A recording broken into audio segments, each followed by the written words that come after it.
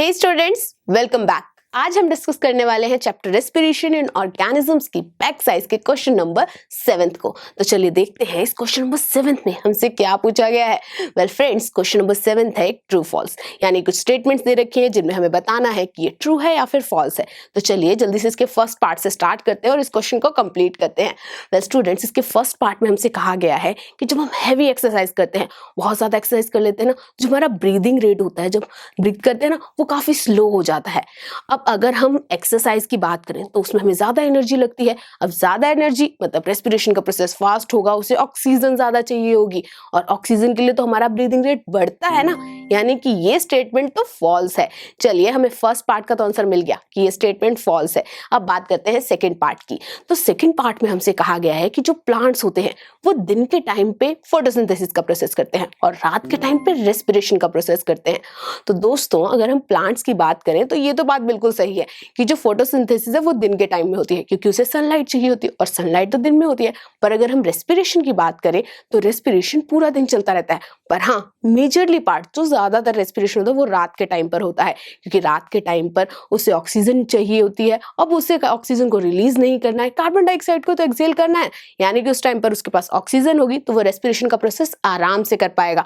पर हाँ, रेस्पिरेशन तो पूरे दिन चलता रहता है, क्योंकि रेस्पिरेशन का प्रोसेस नहीं होगा तो वो लिविंग कैसे होगा।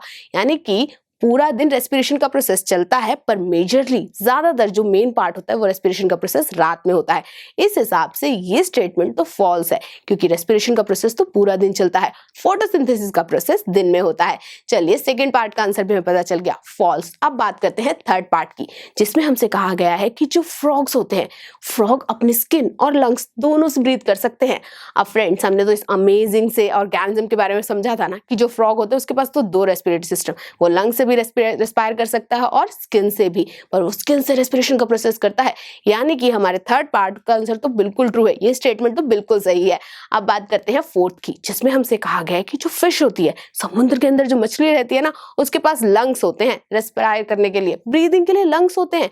अब हमने जब एक्वेटिक एनिमल्स के बारे में समझा था तो हमने कितनी अच्छी तरीके से जाना था कि जो एक्वेटिक एनिमल्स होते हैं, फिश होती है, उनके पास तो गिल्स होते हैं ब्रीदिंग के लिए, यानी कि ये स्टेटमेंट तो फॉल्स है।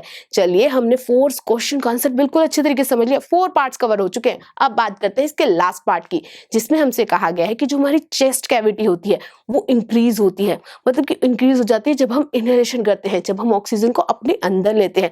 वेल फ्रेंड्स, अगर हम बात करें जब हम ऑक्सीजन को अंदर लेते हैं तो क्या होता है, हमारी रिब्स ऊपर की तरफ आती हैं, डायफ्राम नीचे जाता है, यानी कि जो हमारी चेस्ट कैविटी वो तो इंक्रीज हो रही है ना। ये स्टेटमेंट तो बिल्कुल ट्रू है और इसी के साथ हमारा एक क्वेश्चन बहुत अच्छी तरीके से कवर हो चुका है। चलिए फ्रेंड्स, इस क्वेश्चन को तो हमने बहुत अच्छी तरीके से समझ लिया, पर अगर आपको बाकी क्वेश्चंस को अच्छी तरीके से समझना है, एग्जाम में बहुत अच्छा स्कोर करना है, तो पीयू स्टैक के रिटन सॉल्यूशंस को जरूर विजिट कीजिएगा। Thank you for watching students, keep learning. I am sure students, आप लोगों को वीडियो बहुत पसंद आई होगी और इसी तरह से एक मजेदार तरीके से अपने सभी कॉन्सेप्ट्स को क्लियर करने के लिए आप लोग डाउनलोड कर सकते हैं पीयू स्टैक ऐप, जहां पर आपको और भी बहुत सारे ऑप्शंस मिल जाएंगे, जैसे कि sample papers, back size solution, tip videos and much more. So what are you waiting for? Download the app now.